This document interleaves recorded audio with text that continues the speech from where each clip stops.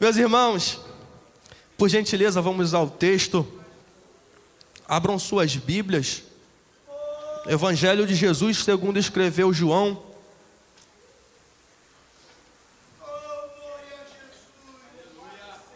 Capítulo de número 5.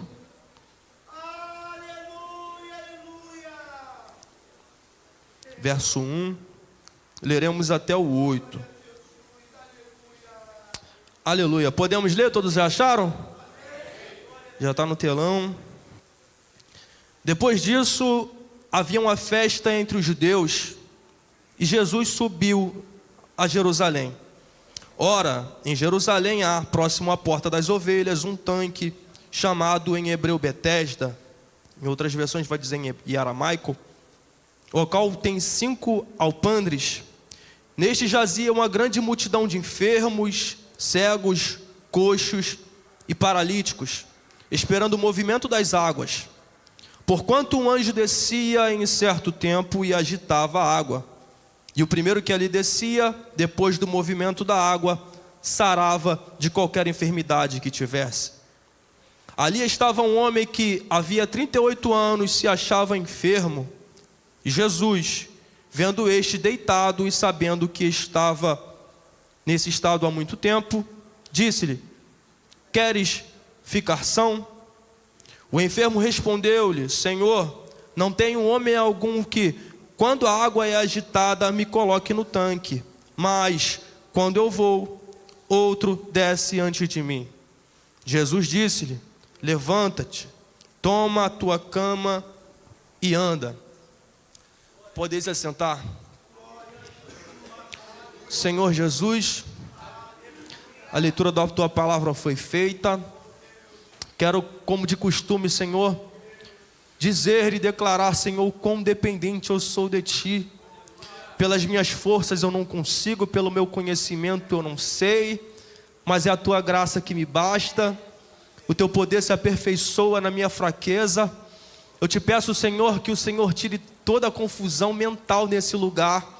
Senhor, toda seta que Satanás possa lançar para que Tua palavra não venha adentrar os corações. Que o Senhor possa, Senhor, trazer à tona, Senhor, tudo aquilo que o Senhor deseja fazer. Se o Senhor quiser batizar com Teu Espírito, Tu tens liberdade. Se o Senhor quiser, Senhor, curar, Tu tens liberdade. Se o Senhor quiser libertar, Tu tens liberdade, Senhor. O Teu mover deverá ser feito nesse lugar. Tu tens total liberdade, a casa é Tua, o povo é Teu, a igreja é Tua, Jesus. Então faça conforme o Teu querer e a Tua vontade nessa noite. Em nome de Jesus é o que nós te pedimos. E desde já te agradecemos. E todo aquele que assim crer, diga amém. Aleluia. Meus irmãos, não vou me demorar, eu peço apenas 10 minutos da sua atenção. Até mesmo porque o texto é uma passagem pequena, que não nos dá uma riqueza de informações, mas eu preciso ser fiel ao que Deus colocou no meu coração. Algumas revelações, ou algo que Deus mandou entregar para vocês. Algo que Deus entregou no meu coração, para entregar ao seu coração. Tendo em vista com o que nós aprendemos aqui, eu sou apenas o carteiro. A mensagem que entrega é Deus. Deus me dá a mensagem e eu apenas entrego para a igreja. Então, que tudo que aqui eu fale nessa noite venha a ser ministrado exatamente pelo Espírito Santo de Deus. Então, que vocês tenham seu coração aberto para receber a palavra do Senhor nessa noite. Amém? O texto vai dizer que havia um tanque, que significa casa de misericórdia. Tanque de Betesda, casa de misericórdia. E nesse tanque havia uma multidão de pessoas. Coxos, mancos, cegos, paralíticos, todo tipo de enfermos havia naquele lugar. Só que também há uma lenda, há uma fala que diz que essa passagem seria um mito, mas tem um amigo que fala que a frase que ele fala é: eu prefiro ficar com o que a Bíblia diz. E se a Bíblia relata, eu acredito no que a Bíblia diz. Amém? Nós sabemos bem que o tanque foi construído na época do rei Herodes. e tinha uma fama de hospital, casa de misericórdia, o significado. E o texto vai dizer que um dia Jesus decidiu passar por aquele lugar. O texto nos diz também que perto dali tinha uma porta. O texto vai nos dar esse detalhe que próximo ao tanque de Betesda havia uma porta chamada Porta das Ovelhas. Eu acho interessante isso porque tudo que está na Bíblia tem um porquê. Nada é simplesmente por estar. Tudo tem um porquê, tudo tem um propósito. Então eu entendo que se está na Bíblia, uma palavra mínima que seja, tem um porquê. E eu gosto de pesquisar o porquê, o porém. E próximo ali tinha uma porta chamada Porta das Ovelhas. Só que não condiz o nome Porta das Ovelhas com o que está do lado, que é o tanque de Betesda, onde há pessoas enfermas, onde há pessoas doentes. Só que Jesus está passando por ali, mas para chegar no tanque, ele tem que passar pela Porta das Ovelhas. Então toda vez que Jesus passava naquele lugar para chegar ao tanque, ele via Porta das Ovelhas. Talvez alguém que diga que naquele lugar haviam apenas pessoas enfermas, que naquele lugar haviam apenas pessoas doentes, pessoas em estado miserável, mas toda vez que Jesus passava, Jesus via a Porta das Ovelhas e ele entendia: ali existem ovelhas. Está doente, mas é ovelha. Está fraco, mas é ovelha. Está debilitado, mas é ovelha. Está cansado até, mas continua sendo ovelha. O homem poderia até dizer: não tem jeito, mas Jesus vai naquele lugar e diz: é ovelha. Aleluia. Louvado seja o nome do Senhor. E é interessante que Jesus vai falar exatamente o tempo. Jesus vai chegar para aquele homem e o texto vai dizer: sabendo Jesus que estava naquele lugar havia muito tempo. Jesus sabia dele e sabia do tempo. E o texto vai dizer que Jesus, quando ele subiu e ele passou pelo tanque, ele subiu para uma festa. O texto não vai dizer exatamente que festa que é essa, mas o texto vai dizer que ele sobe para uma festa. Ele sobe para Jerusalém para uma festa, e para chegar na festa ele passa pelo tanque. E Jesus vai falar exatamente o tempo que ele está ali. Havia bastante tempo que ele estava naquele lugar. Jesus conhecia ele, e Jesus também sabia que ele estava ali há muito tempo. E como que Jesus sabia que ele estava ali há muito tempo? Eu marquei aqui em Lucas, no capítulo 2, no verso 40, se a mídia puder colocar. Vai nos dar um relato que vai fazer a gente entender melhor. Lucas 2:40. Leremos até o 42. E o menino crescia e era fortalecido em espírito, e cheio de sabedoria e graça, Deus estava sobre ele. E todos os anos seus pais levavam a festa da Páscoa. E tendo ele já 12 anos, subiram a Jerusalém, segundo o costume do dia da festa. Ou seja, a primeira vez que Jesus subiu, que a Bíblia nos relata que Jesus subiu, ele tinha 12 anos. Agora Jesus está passando por lá nos seus 33 anos. O homem está lá há 38 anos. Ou seja, todo esse tempo que Jesus passava por lá, o homem estava lá. Toda vez que Jesus passava por aquele lugar, ele poderia ver aquele homem lá. E talvez você vai se questionar o porquê que antes Jesus não entrou na vida daquele homem e não curou aquele homem. Nós sabemos que o ministério profético só pode ser exercido a partir dos 30 anos de idade. Então, Jesus espera até seus 30 anos de idade e ele começa a exercer seu ministério. Aí Jesus passa por lá de novo com 30 anos, não cura. Jesus passa por lá com 31 anos, não cura. Jesus passa por lá com 32, não cura. Aí nos seus 33 anos, chega o tempo. Só que é interessante que o fato do homem estar ali e de Jesus estar passando, não significa que Jesus não está vendo. O fato de Jesus estar passando, o fato do homem estar naquela condição, naquela situação, e o milagre não está acontecendo na vida dele, não significa que Jesus não está vendo. Aleluia, glória seja o nome de Jesus. Porque é o momento, Felipe, para tudo. Eclesiastes 3, há um tempo para tudo e há um propósito para todas as coisas debaixo do céu. Então havia um tempo pré-estabelecido para a cura daquele homem, e chegou o tempo. Talvez você esteja passando por um problema que você espera há muito tempo, e nada se resolve. Por que não se resolve? Porque existe um tempo para cumprir a promessa de Deus na sua vida. Existe um tempo determinado para que Deus possa fazer o que Ele precisa fazer na sua vida.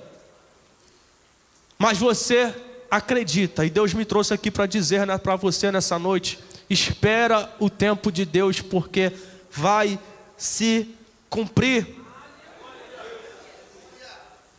Aleluia. É interessante que Jesus decide descer naquele lugar. Jesus desce naquele lugar, e todos nós sabemos que onde Jesus ia, uma multidão o seguia. Jesus era conhecido, Jesus tinha fama de profeta, Jesus tinha fama do Filho de Deus.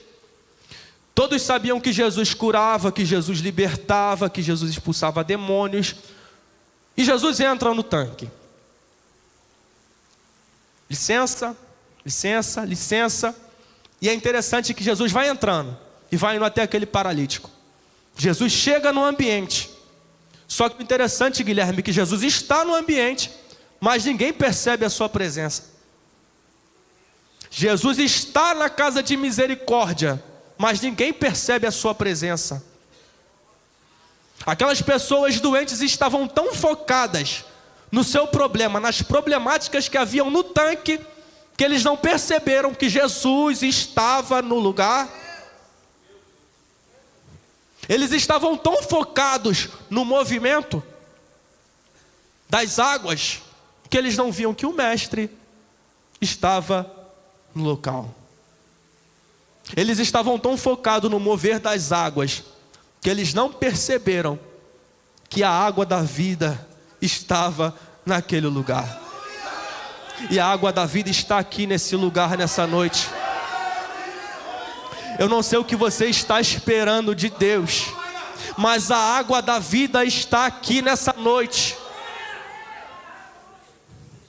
E a água da vida é Jesus. A água da vida é Jesus. E é interessante que o texto nos relata que havia uma multidão de pessoas. Outras pessoas poderiam ajudar aquele homem a ser colocado dentro do tanque? Poderiam. Alguém poderia, porque na quantidade de pessoas que ali existia, alguém poderia ajudá-lo. Mas deixa eu te falar uma verdade. Tem gente que até pode te ajudar, mas não vai. Tem gente que até pode te ajudar a abrir aquela porta, mas não vai. Tem gente que até pode te colocar naquele emprego lá, mas não vai não. Tem gente que pode até arrumar aquela vaga, até naquele hospital lá que você precisa, mas não vai.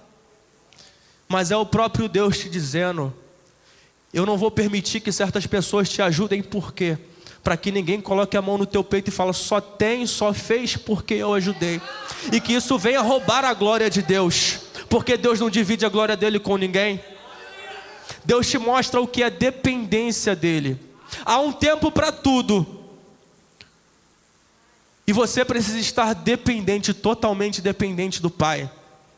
Você precisa entender que você é dependente do Pai. Aquele local era conhecido, Cássio, como Casa de Misericórdia. Só que se você parar para analisar o texto, você vai entender que a misericórdia que ali era exercida era apenas de divindade para indivíduo. A única misericórdia que ali era exercida, Guilherme, era de divindade para indivíduo. Porque se você olhar, não existia misericórdia de indivíduo para indivíduo. Não existia misericórdia de indivíduo para indivíduo.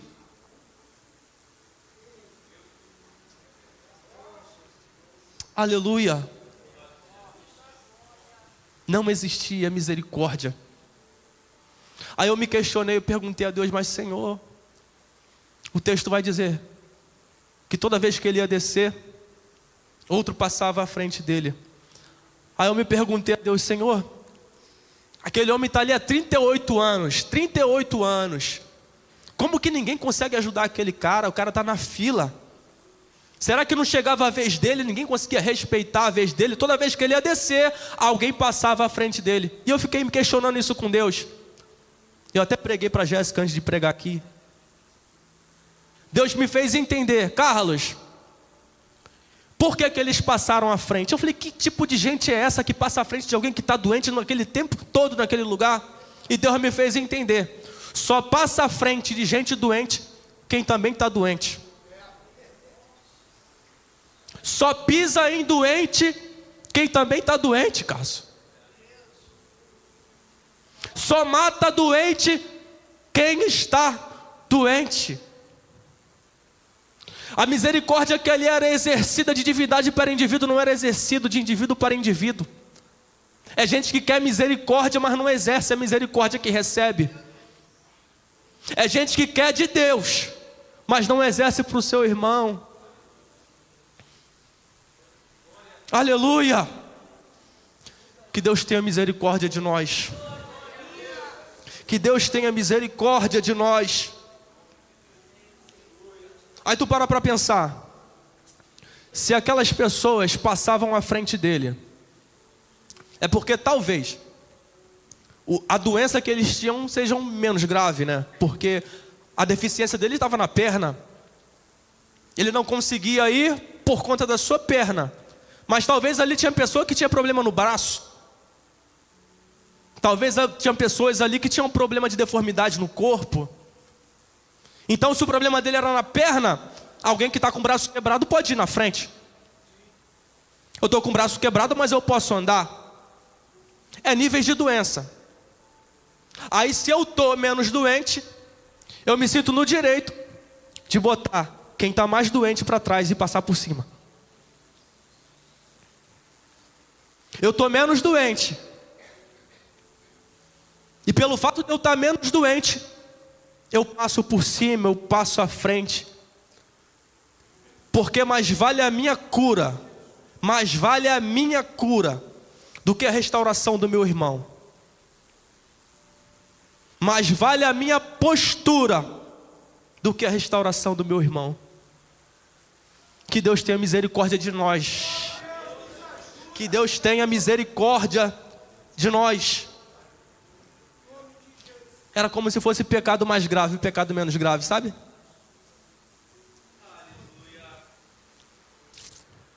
O meu pecado é menos grave que o seu. Então, pelo fato do meu pecado ser menos grave, você que se vire. Meu pecado não está exposto. Então, se o teu está, eu vou pisar. Até que você morra. Mas Deus de misericórdia, o Deus de misericórdia, deverá também ter misericórdia de nós. Você lembra do tema do Avivado do ano passado? Curados para curar. Isso é profético. Isso é profético, homem. Profético. Porque só cura quem está curado. Só cura quem está curado.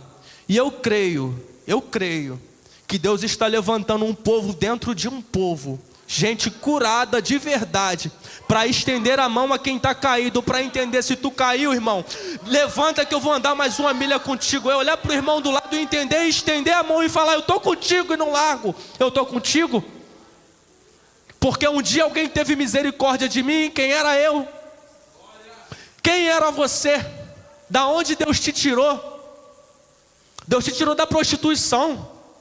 Deus tirou daquela barraca lá, ó, cheio de droga na mente, cheio de álcool na mente, com o nariz entupido de cocaína. Aí a misericórdia que Deus teve contigo, tu não consegue ter com teu irmão. Oh Jesus, que Deus tenha misericórdia da sua vida e da minha vida. Que Deus tenha misericórdia de nós. Aleluia, aleluia. E Jesus entra naquele lugar e levanta aquele homem. Eu já estou finalizando. Deus levanta aquele homem, Jesus levanta aquele homem. Não foi o movimento do tanque que curou aquele homem. Todos ali estavam esperando a mesma coisa, que era o mover das águas.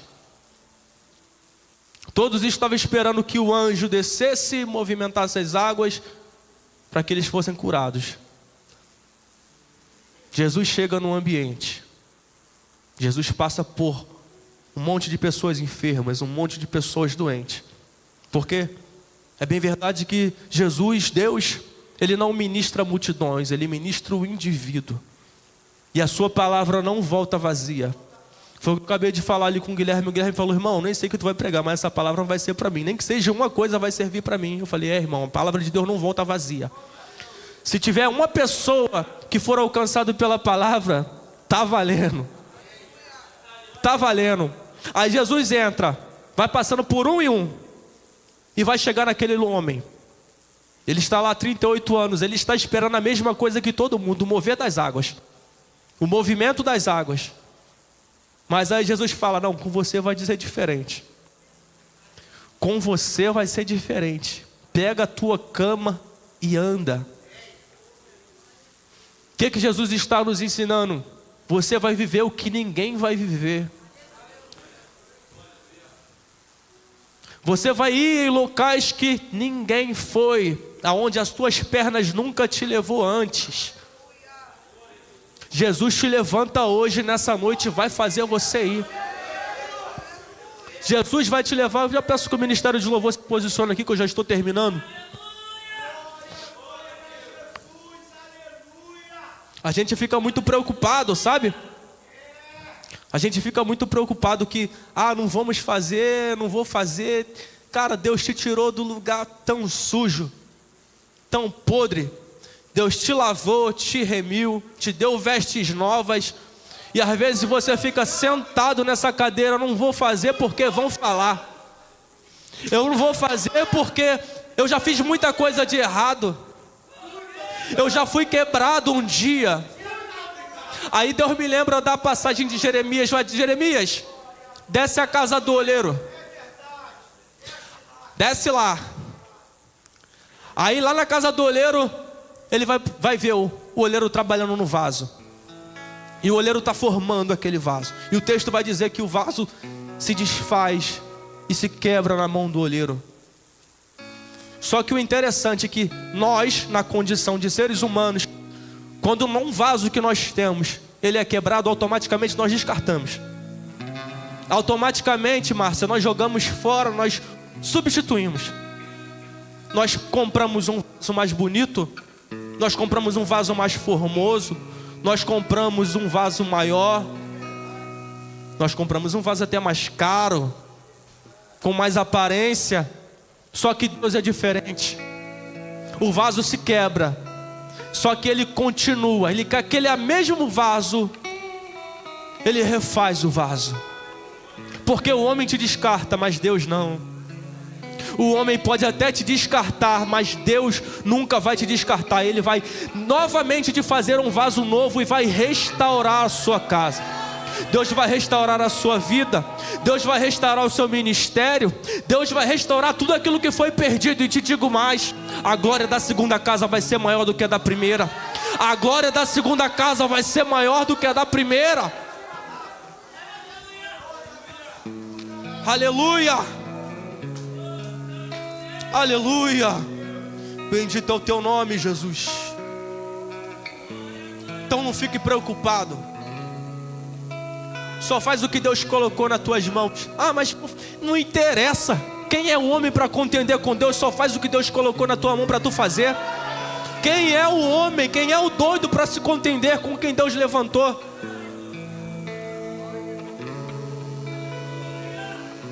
Deus é capaz de abrir sepultura, Cássio. Deus é capaz de fazer coisas inimagináveis para defender aquele quem Ele levantou, porque quem Ele levanta ninguém derruba. Não derruba. E o homem não tem nada a ver com isso, nada a ver, nada a ver, nada a ver. Marcos 3 vai falar sobre um homem, e ele tinha a mão mirrada. Ele está na sinagoga, e os escribas e os fariseus estão ali atentando simplesmente para Jesus. Eles já estão esperando que Jesus entre naquele local, que Jesus entre naquele lugar, para que, se ele curasse aquele homem, eles já teriam do que acusar. Eles estavam um pouco se importando com a enfermidade daquele homem, nem aí. Jesus entra naquele lugar. Quer ficação? Seja curado. A mão daquele homem foi restaurada. O homem estava mais preocupado com o protocolo. O homem estava mais preocupado com a liturgia. O homem estava mais preocupado com a regra, mas Jesus entrou para quebrar protocolo e restaurar a vida daquele homem. E Deus entra aqui nessa noite, tão pouco preocupado com o protocolo, tão pouco preocupado com o que vão dizer, para restaurar a sua vida, para te levantar nessa noite e fazer um vaso novo. Deus há de te restaurar. Fique de pé, fique de pé. Aleluia. Louvado é o nome do Senhor. Deus vai levantar gente aqui nessa noite, Fernando. Deus vai levantar crente aqui nessa noite. Gente que estava caído, prostrado. Deus vai levantar gente aqui nessa noite. Há uma promessa antiga sobre a sua vida. Eu não sei quanto tempo você está esperando. Eu não sei quanto tempo você está na espera pela sua promessa, pelo seu milagre. Mas está chegando o dia do seu milagre. Persevere. Deus hoje te pergunta: você ainda espera aquilo que eu te prometi?